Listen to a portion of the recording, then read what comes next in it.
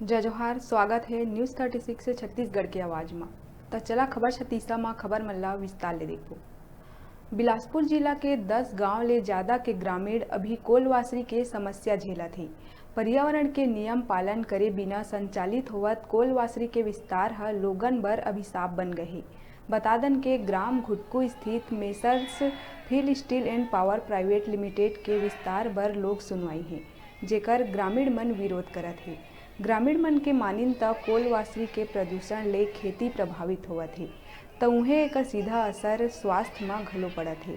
आँखी जलन, फेफड़ा के समस्या, दमा, कैंसर जैसे कई बड़े बीमारी के लोगन शिकार होवत है। एकर बावजूद वासरी के विस्तार करे जावत है। ग्रामीण मन प्रशासन ऊपर गुपचुप तरीका ले लोक सुनवाई करे के आरोप लगाई।